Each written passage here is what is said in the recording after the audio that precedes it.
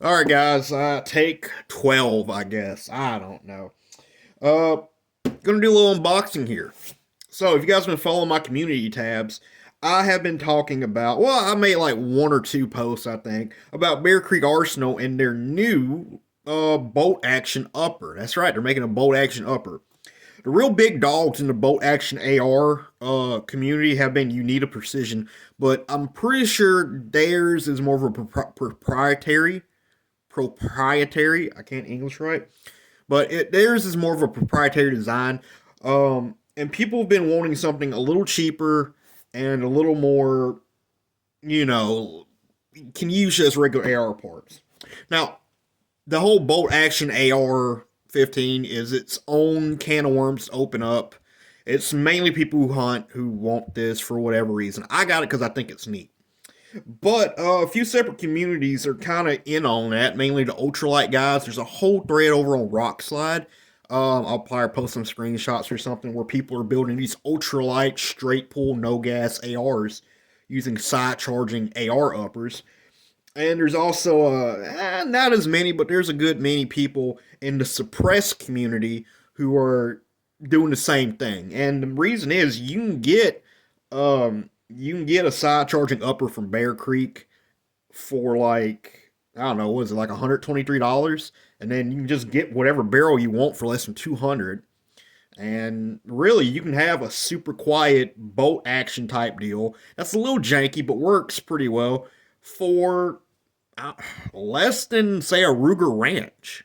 So a lot of people do it, and I've been reading around, and apparently a lot of people were emailing Bear Creek, and Bear Creek was seeing some of this. People were doing it because a lot of people, again, were using their side charging uppers for it. And I guess they finally were just like, hey, screw it. Shouldn't be too hard. We're going to build some, see what happens. So, yeah, this one was the lowest price one. I just got one because I think they're neat and I want one.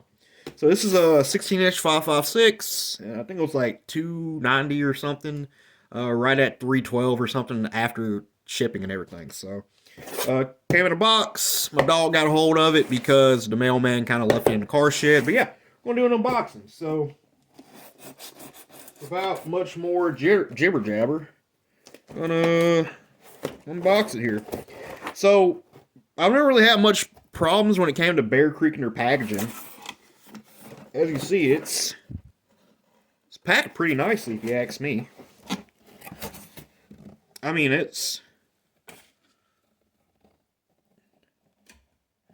pretty stable. It ain't bouncing around, it ain't bumping up against anything. So, might not be the best quality. It might be trash, but at least they try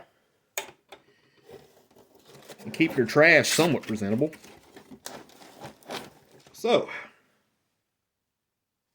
right out the box, everything is really nicely lubed. It's a little stiff. Oh, that's not bad at all.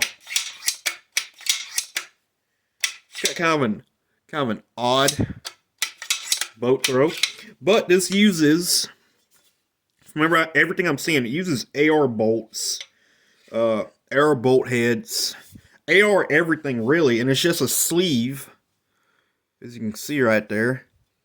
It's just a sleeve that goes over the gas port. So really, you can throw in like whatever you want in these for the most part. There's also a spring in here apparently that helps it go into battery. But again, this is a 223 one. I guess I'll try and break it down a little bit and get a better look at it. Alright guys, so I actually went ahead and broke this upper down a little bit. Not a crazy breakdown, but you know, a little past the basic field strip. Because when I was posting on some of the forums about me wanting to get one of these, a lot of people want to see a comparison. They want to see what the internals look like, and they want to see a bit of a comparison to a regular AR, you know. Mainly the boat carrier group. So, I got the guts out here. Over on this side's the Bear Creek one. I gotta move the bolt up here. And over on here is just a standard one. I just popped this out of my 5.56 SPR, right? So, right off the bat, some things I want to point out is all these parts are extremely well oiled. Like, there's not a speck of rust on any of these. You got a nice layer of oil. No real grease, but you know, just oil, which is good. Not a crazy, I wouldn't say this is like a crazy good, you know, bluing or anodization or whatever you want to call it, but it's a decent one. Definitely functional. And these are meant to be like a hunting deal, so, you know, they ain't got to be super great. Now, with the bolt, actually, let's take a look at the bolt here. So, this is like the main body of the bolt carrier group. And as you see, it looks like just a chopped and slightly milled version of our regular one here. It's about, it's got about like a third quarter of it cut off here. And right here, it looks like they just milled out some extra. Now, I don't know if this is just one of their side charging bolts that's been modified a little bit for a handle. I don't know. I don't have one of their side chargers, so I can't say. But this is pretty reminiscent to like what a lot of people were doing to make theirs in a few different versions of it. But yeah. Oh, spring. Forgot to take the spring out. Spring needs to go on that. But yeah, it's pretty sturdy. Again, not any rust. Looks no crazy machine marks on it. Looks pretty decent. Put that.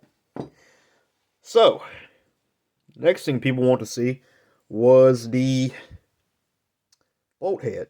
And there's not much difference at all between these two. And I got better pictures I'll probably be posting. But this is the one out my 5.56. You see it's all dirty, full of carbon and everything. And this is the one out of the bolt action. The only real differences are this one does not have these. I think these are for, I forgot what they're called. But it doesn't have these because I don't think it needs them for the gas. So it doesn't have those. And it has this spring. That spring is supposed, I think the spring's there for to help with extraction or something. I'm not 100% sure. But I've already seen people that are already switching the bolt heads out. They're just popping a new bolt head in, like for whatever barrel they want. So I guess they're interchangeable. Got this little back nut that goes on the back of the upper. The screws for the bolt, I think are kind of short. I feel a little short, but they don't look like super crappy bolts. And each of them comes with a little lock washer, split washer. Now, I will say the firing pin looks a little thinner.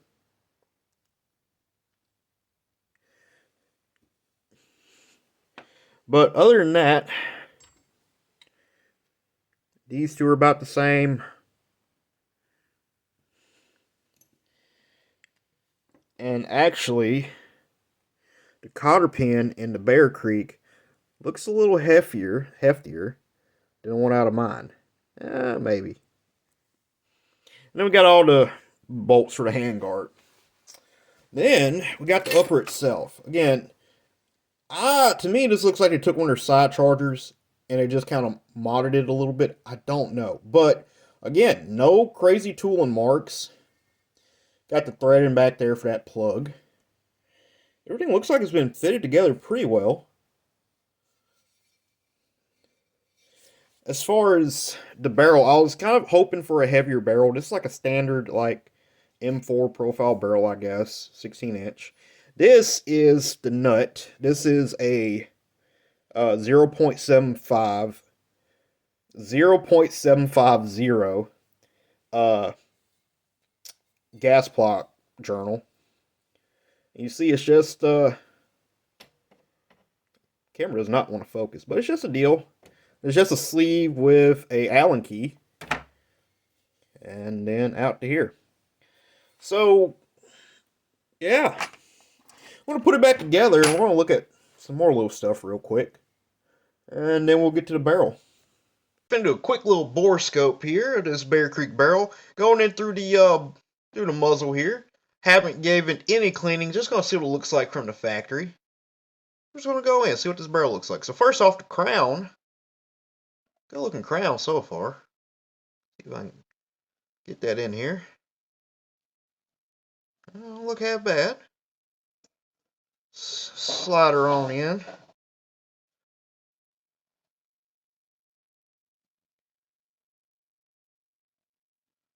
It's probably only like an $80 some barrel, so it's not. What we got here? Yep. A little slug of something. I think these are button rifled, so again, these are not super high quality barrels, so gonna keep going. Was that another one? Or is it the same one? Keep going through.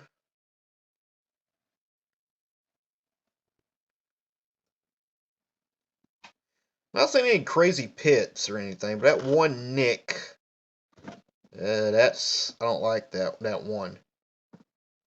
Keep going through here.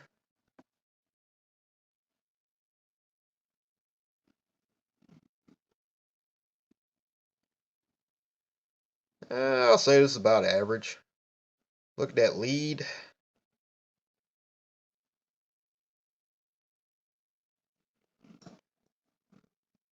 Not terrible. Fairly smooth. I'm going to go up in here. And boom. So definitely not a completely terrible barrel, but actually, let me see if I can see where that. Let's see where the gas port is real quick. Let's see if we can find it. There it is. That gas port shut off, so yeah, barrel's not completely terrible, except just it's just this nick. There's one or two of them in here that might give us problems. But yeah. Alright, gonna give her a little cleaning and see what she looks like then. Alright, so gave her a little cleaning. Same thing we usually do. And yeah, let's go back through her. Back through the muzzle yet again. Oop, get her in here.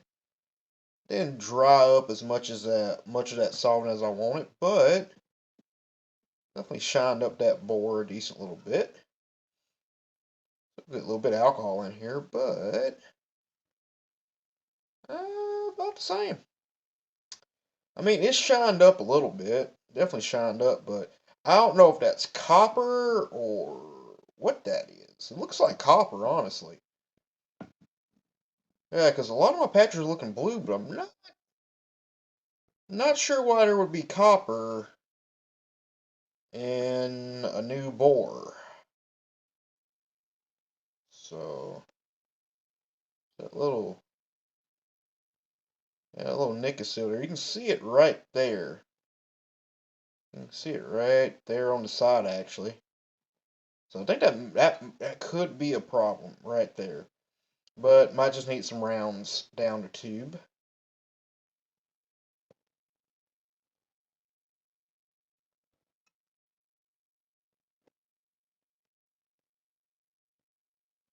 Definitely shined up back this way a lot more. Maybe I just need to put more elbow grease toward the muzzle. I don't know. Alright, got some pitting. Again, this is not super expensive barrel, so yeah.